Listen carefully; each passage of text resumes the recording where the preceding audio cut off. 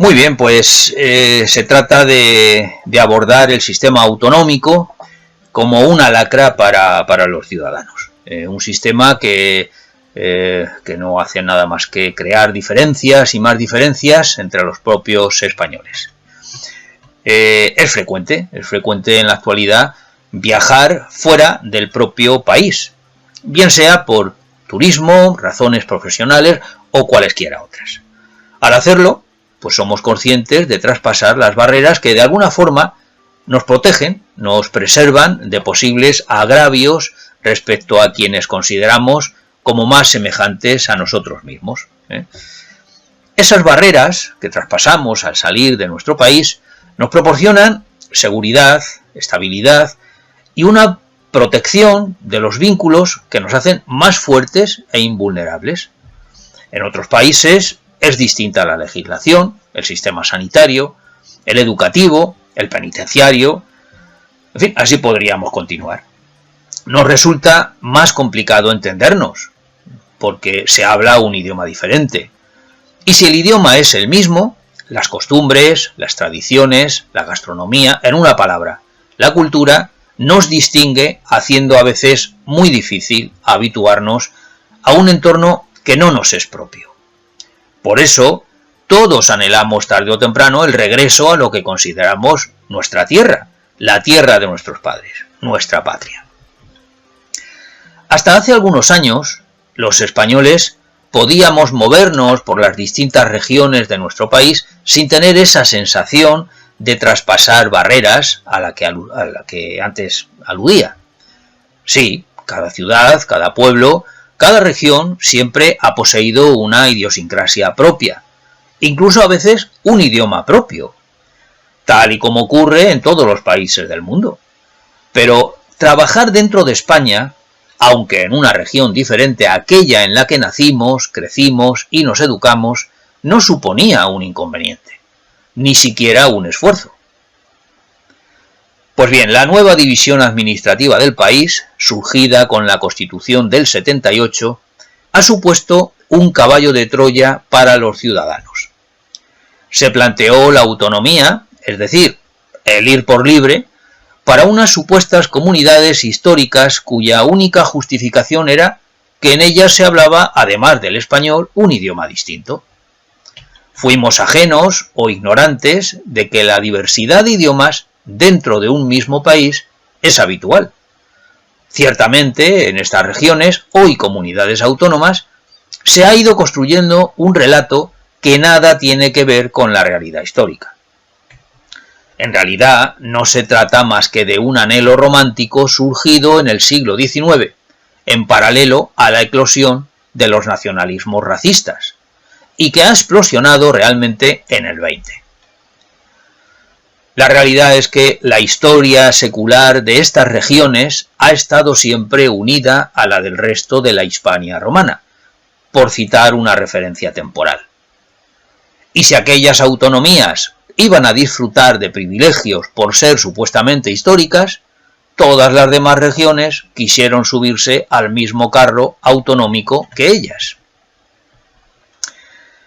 Pero aquel caballo de Troya ha ido supurando abusos, agravios, despotismos, excesos, deslealtades e injustas diferencias, en fin, entre unos españoles y otros. La vida nos la han complicado cuando nos vemos obligados a vivir por temporadas en una comunidad distinta a la de origen. Mucho más si nos referimos a personas ancianas o a niños menores. El sistema de salud pública es distinto en cada una de las comunidades autónomas. La atención médica de los especialistas se hace difícil, si no imposible. Conozco el caso cercano de no haber querido poner la primera vacuna de COVID a una persona de 85 años por no residir en ese momento en la comunidad donde estaba empadronada. La extracción de medicamentos en una farmacia que se encuentre fuera de tu comunidad puede convertirse en una odisea difícil de superar. El sistema educativo es diferente en cada una de las comunidades autónomas. Cada una establece los contenidos que se han de aprender, se omite la historia y la geografía del país para centrarse en lo más propio de la comunidad. Y si no hay mucho contenido, se inventa o se estira desproporcionadamente para inculcar apego a lo regional y desinterés cuanto menos por lo español. Si existe un idioma local, se potencia a toda costa, llegando a la imposición, al tiempo que se menosprecia el español, hasta llegar paulatinamente a la prohibición. Ni se estudia lo mismo, ni los exámenes son equiparables. Por ejemplo, la prueba que antes era conocida como selectividad y que posteriormente se denominó PAU, es distinta en las diferentes comunidades autónomas. Ni siquiera el nombre coincide en todas ellas. En unas se le llama EBAU, con B, Evaluación de Bachillerato para el Acceso a la Universidad, y en otras EBAU con V, Evaluación para el Acceso a la Universidad.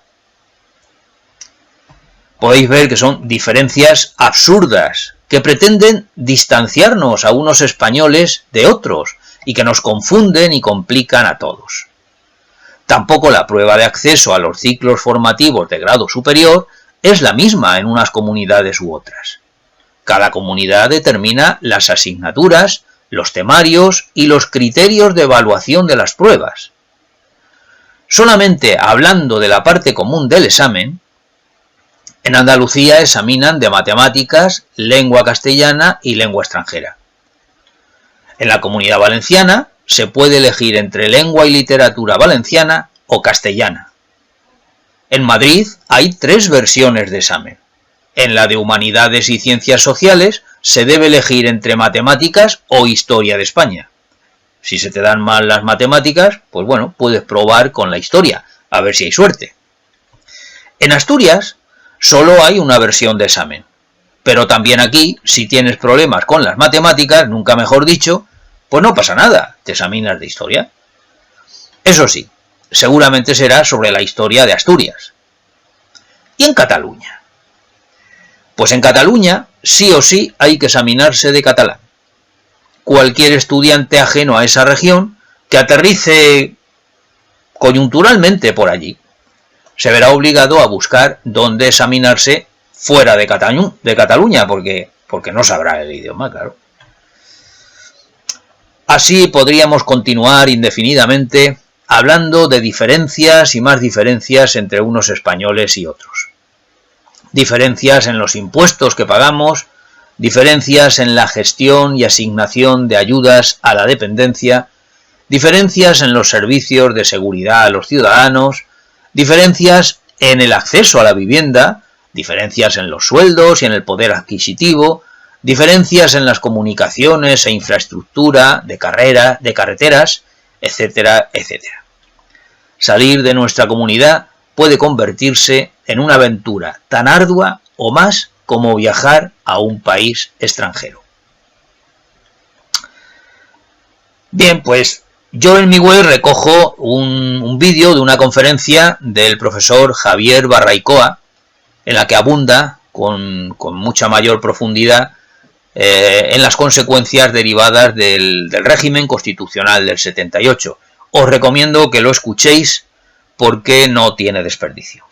Yo me puedo entretener mínimamente en una cuestión como esta del régimen autonómico, pero hay otros expertos que lo tienen más estudiado que yo. Yo soy, pues eso, un españolito más que resulta ser una víctima de esto que nos han impuesto de alguna manera.